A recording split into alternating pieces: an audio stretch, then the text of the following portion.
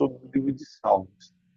Salmos, ele se enquadra, ele se classifica nos livros poéticos da Bíblia, e a palavra de Deus, o período, né, na verdade, são durante... os Salmos eram um livro de cântico. Na Septuaginta, quando foi traduzida para o grego, aí passa a ser o livro de Salmos, ele começa a ser intitulado como livro de Salmos. A data dos Salmos, na verdade, não tem uma data exata, porque são períodos diferentes. 73 dos Salmos que nós vamos ver foi nomeado por Davi.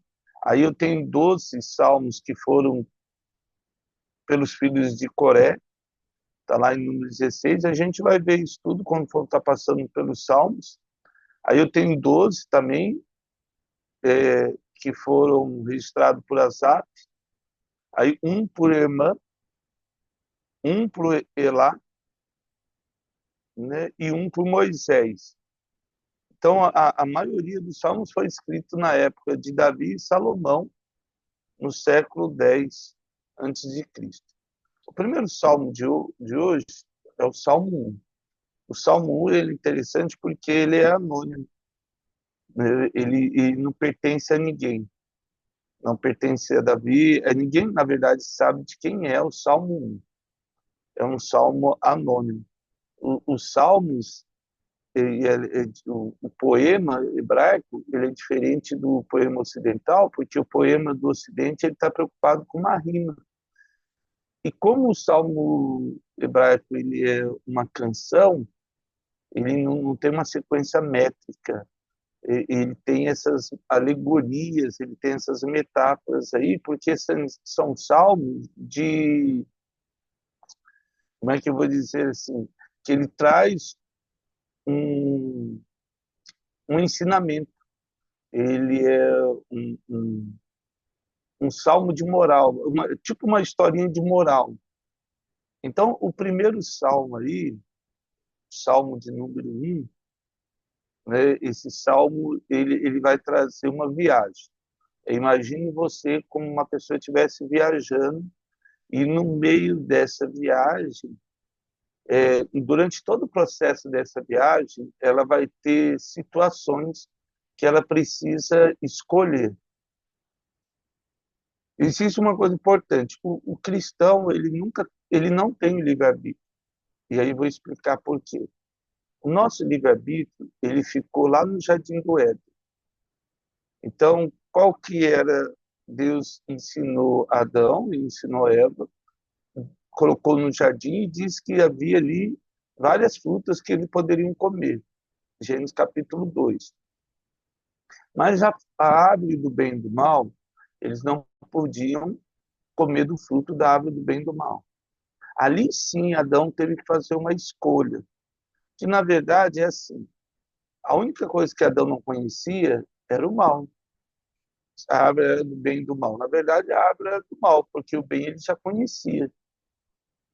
E aí o diabo ele traz essa conotação e esse engano. Eva tomou do fruto, ofereceu a Adão, que também tomou do fruto, e eles fizeram uma escolha. Quando nós somos libertos por Jesus, eu não preciso mais fazer essas escolhas, porque eu tenho que acreditar que sou livre. Mas o diabo, muito sujo, ele coloca no nosso coração que eu tenho que fazer uma escolha. Eu escolho pecar ou não pecar. Não existe isso. Porque eu já não tenho mais essa escolha, porque eu estou livre do pecado. A questão é trazer na minha consciência que eu estou livre de pecar contra Deus e viver uma vida santa que agrada o Senhor. Então eu não deveria pensar muito nessas coisas. Na verdade, eu não deveria nem pensar. Então, quando nós estivermos estudando no livro de Salmos, ele vai trazer essa conotação. Então, ele começa assim. Vamos lá, Salmo de número 1. Ele já começa do verso 1 ao 3, a gente poderia dividir como o Salmo, o caminho da vida. Então, o Salmo 1 seria os dois caminhos. Então, o primeiro caminho aí, o caminho da vida. Salmos 1. Bem-aventurado o homem que não anda no conselho dos ímpios, não se detém no caminho dos pecadores, nem se assenta à roda dos escarnecedores. Provérbios capítulo 4, verso 14. Vamos lá, em Provérbios 4, 14. Depois a gente vai falar sobre essa analogia aí, essa alegoria aí. Provérbios 4, 14. Não entres na vereda do perverso, nem sigas pelo caminho mau. Então, ele faz uma referência, Salomão faz uma referência aí ao Salmo. A vereda aí é esse caminho que às vezes você não deveria escolher, nem eu e nem você. Nem siga pelo caminho dos maus. Esse caminho, durante a nossa jornada de vida, ele vai aparecer. Vamos para Salmo capítulo 5, verso 9? Salmo 5, verso 9.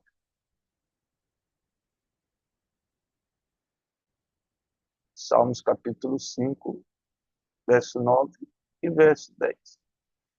Pois não tem ele sinceridade em seus lábios, e o seu íntimo é todo crime.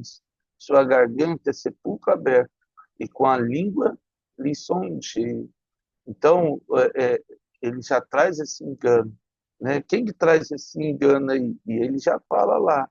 As pessoas, o ímpio, né? O pecador e o escarnecedor, ele tem esse coração. Vamos para 1 Reis, capítulo 10, verso 8? Então, vamos lá. 1 Reis, capítulo 10,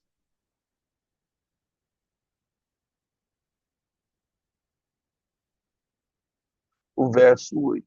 Ele diz assim, ó, feliz os teus homens, felizes os teus servos que estão sempre diante de ti e que ouvem a tua sabedoria. E aí a palavra feliz, tanto ali em Salmos, é ashrei, no hebraico, que quer dizer felicidade, que é uma felicidade provada. Você experimentou essa felicidade. Voltando lá para o Salmo 1, então vamos meditar um pouquinho agora. Então, bem-aventurado ali, acho que quer dizer alguém que provou essa felicidade. Não é uma pessoa feliz por nada.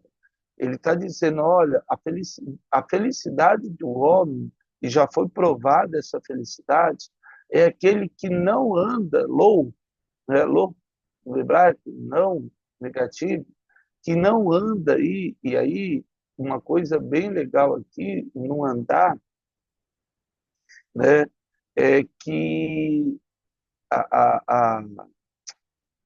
eu estava vendo e uma coisa bem legal, que no hebraico esse andar aqui que aparece é alak, alak com H, o re. O re representa Deus. Então, feliz é aquele que provou dessa alegria, porque ele não andou. Halak é aquele que anda com Deus, ele não andou. Por que isso é importante? Porque no hebraico vai aparecer o andar assim, caminho, com Hilak, e Yud, o I. Então ele faz essa diferença. Quando ele fala lá, Enoque andou com Deus, esse andar está inserido a presença de Deus. E esse homem aqui, ele só é feliz porque ele tem a presença dele com ele. Em outras passagens, você vai ver sobre pessoas andando assim, e é com Ilak, não é Alak, com H. Parece uma coisinha simples, mas esse rapaz que começou a jornada, essa pessoa, não sei quem é, homem ou mulher, mas essa pessoa que começou a jornada, ela é feliz porque ela tem andado com Deus. E no momento que ela anda com Deus, e aí ele começa lá, né, ele não anda no conselho dos ímpios. E aí, essa questão de conselho, que quer dizer deliberação, sabedoria, esse conselho dessas pessoas, né? Etzat, é, é, e legal aqui,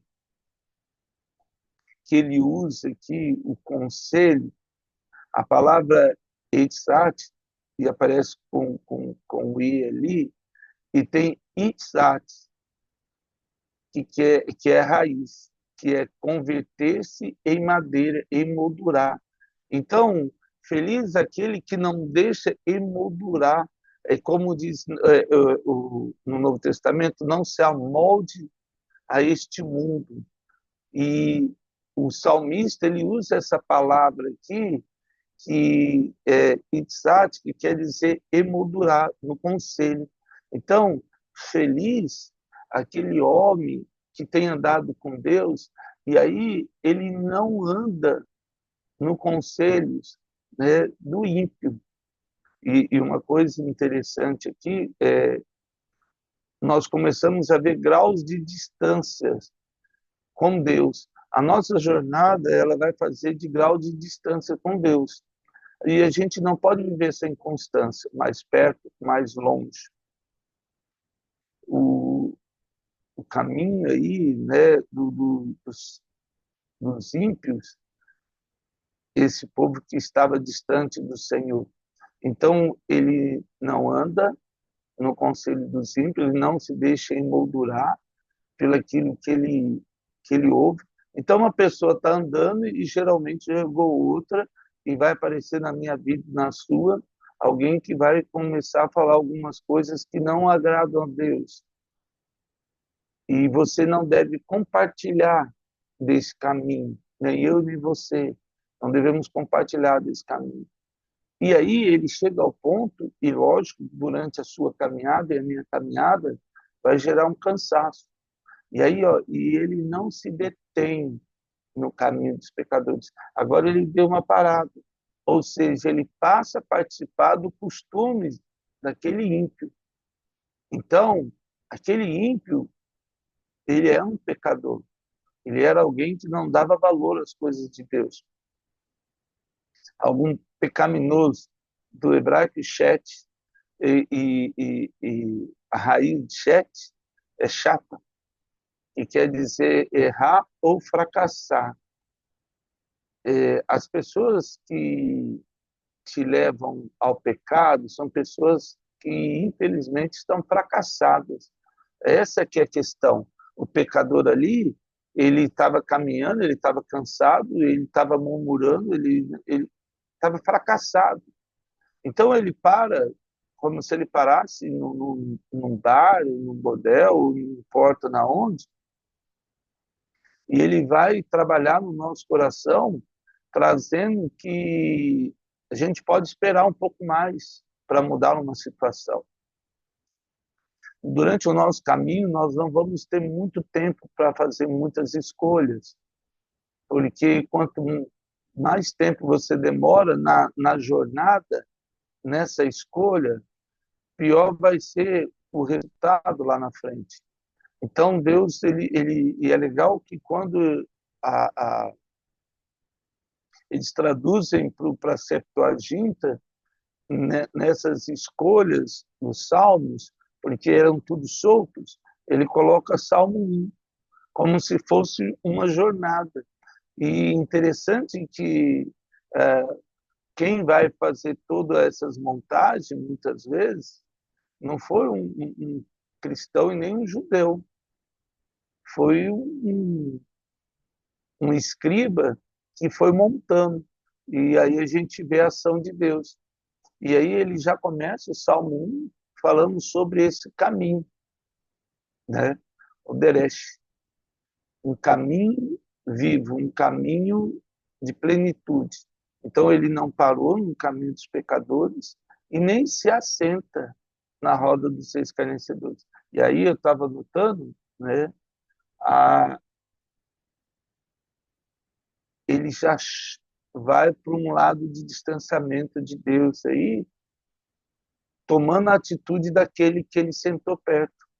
Ou seja, um escarnecedor é um zombador, ridiculariza, ele brinca com as coisas de Deus, ele zomba das coisas de Deus, ele faz piada, ele faz chacota, e ele não está preocupado com o dia de amanhã.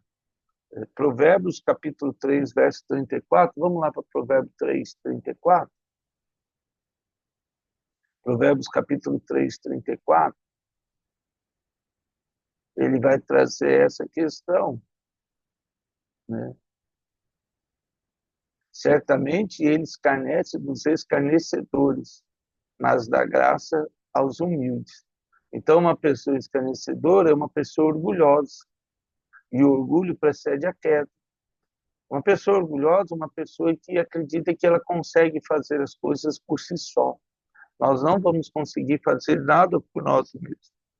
Precisamos de Deus.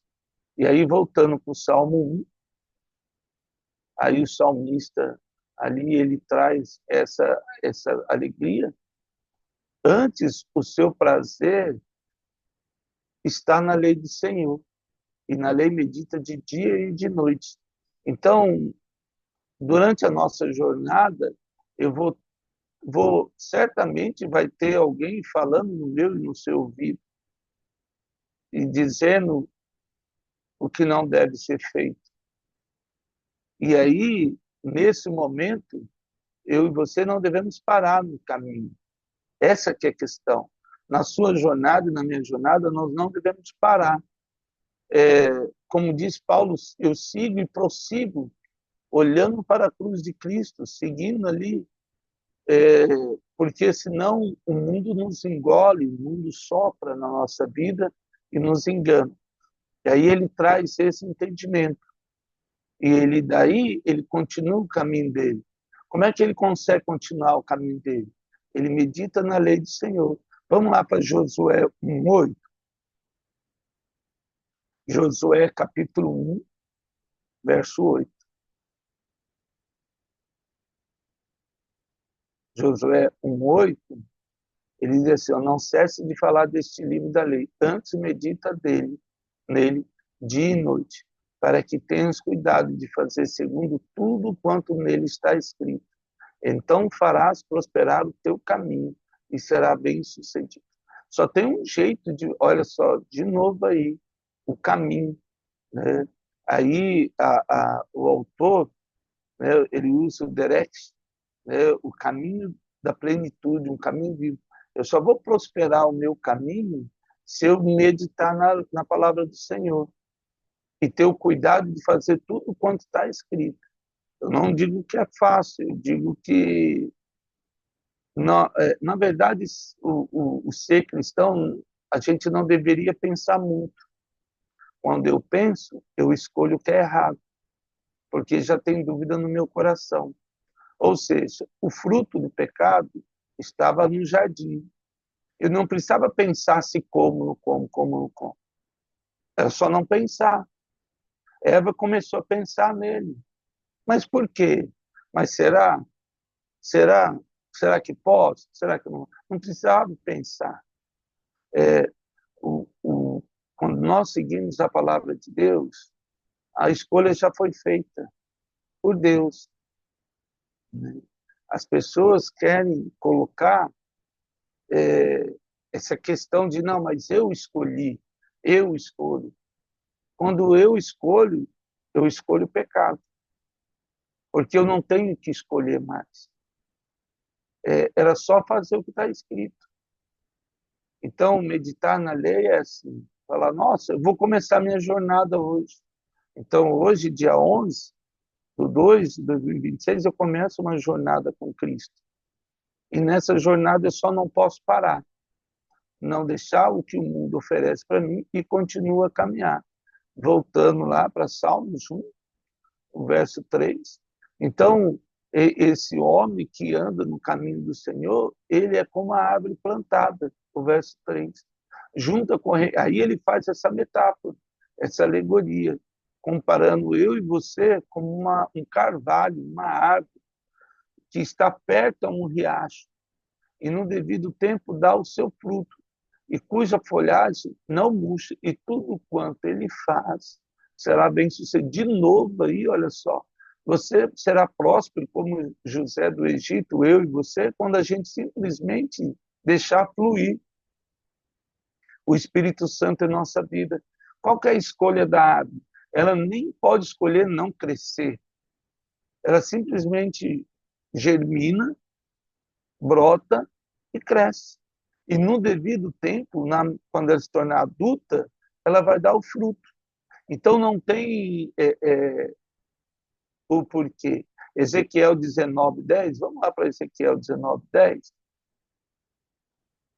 Eu preciso arrumar uma logística no Salmo para a gente conseguir fazer todos eles, né? Tem outros salmos que vão ser grandes, que às vezes a gente consegue fazer um por dia. Ezequiel, capítulo 19, verso 10, diz: também quanto a mim, os meus olhos não pouparão, nem me compadecerei, porém sobre a cabeça deles farei recair as suas obras. Então, assim, Ezequiel, ele põe esse julgamento de Deus. Não que o julgamento de Deus ele traz essa questão de santidade, de separação, não de punição.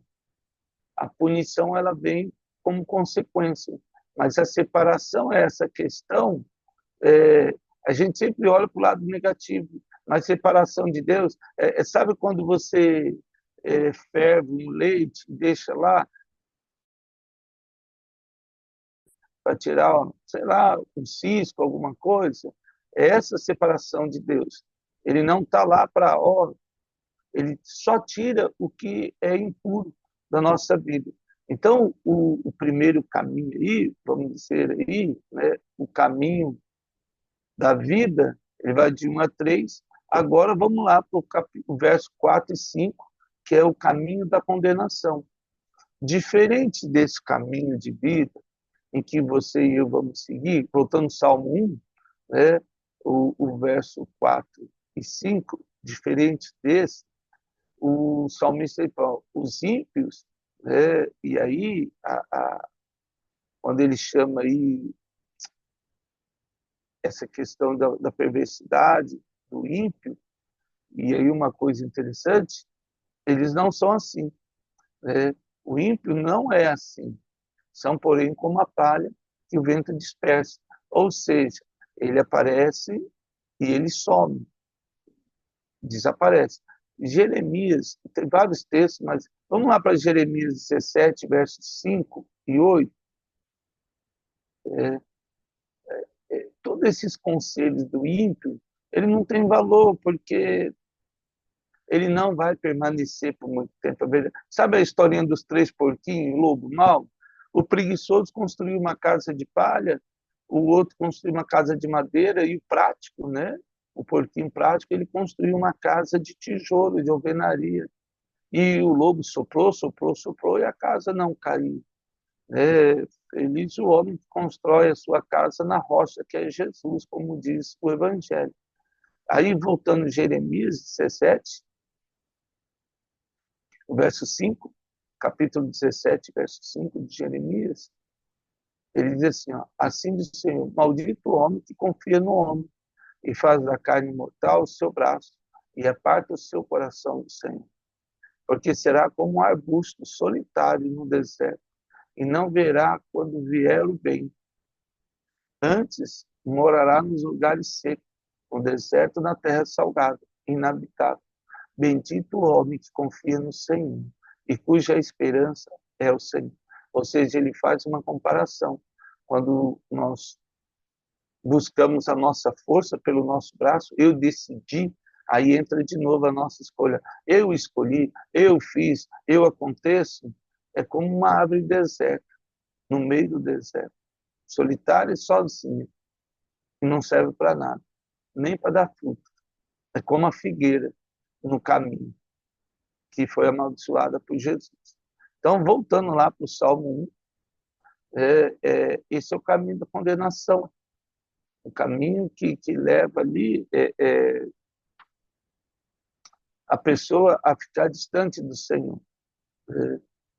Por isso, os perversos não prevalecerão no juízo, nem os pecadores na congregação dos justos.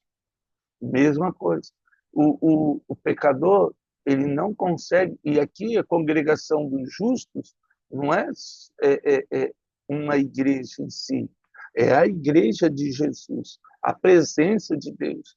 Porque as pessoas podem ficar até numa organização como igreja, mas ele não consegue ficar na presença de Deus, porque aquilo incomoda.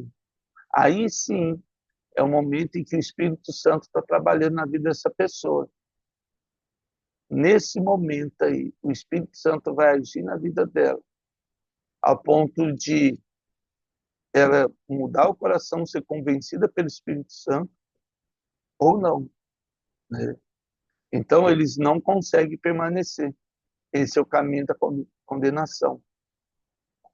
O verso 6, para a gente terminar aí, pois o Senhor conhece o caminho do justo, mas o caminho dos ímpios perecerá. Provérbios 3,16, essa aí é a separação dos dois caminhos. Então, eu tenho o caminho da vida, aí eu tenho, vamos lá para Provérbios 3,6, eu tenho o caminho da vida, verso 1 e 3, eu tenho o caminho da condenação, o verso 4 e 5, e aí eu tenho a separação, o verso 6. Aí gerou uma bifurcação. Ele podia seguir o caminho reto ou ele buscar um atalho. Na verdade, aqui é interessante, eu acho que não é uma bifurcação. Existem dois caminhos e, às vezes, você tem que escolher um caminho da direita ou da esquerda. Não é dois caminhos. É um caminho que leva até a cruz e você tem atalhos que talvez você queira tomar, ou eu quero tomar, né, nós queremos tomar, que nos distancia de Deus. O verso 6, Provérbios 3:6, diz, reconhece em todos os teus caminhos, e ele endireitará as tuas veredas. Olha só, Deus vai endireitar o nosso caminho. A nossa vida já foi transformada por Jesus.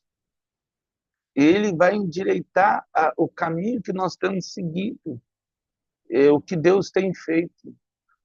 O nosso caminho errado, ele tem nos colocado de novo no trilho. Quero ler só João 3,16, para a gente terminar.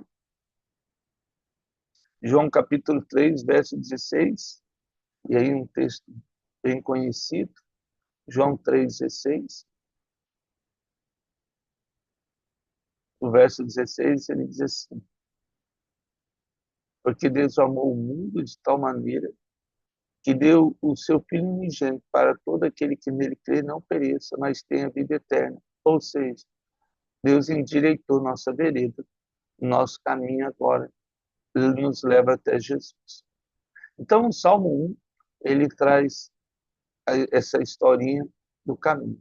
Que Deus possa ter nos abençoado a andar felizes no caminho do Senhor. Felizes mesmo. Não pense muito. Simplesmente só deixa a árvore crescer. Deixa ela dar fruto quando Deus quiser, no tempo oportuno. Não se preocupe. É só deixar o Espírito Santo continuar agindo na nossa vida. Que Deus nos abençoe nesse dia e nos traga a sua graça todos os dias. Papai, obrigado pelo privilégio e oportunidade de falar do teu amor e da tua palavra. Que nesse dia, Deus, o nosso caminho esteja voltado para o Senhor. Apenas para a cruz de Cristo, para vivermos os sonhos que o Senhor tem para nós. É que eu lhe peço em nome de Jesus. Amém. Amados, que Deus nos abençoe nesse dia ensolarado de verão, em nome de Jesus.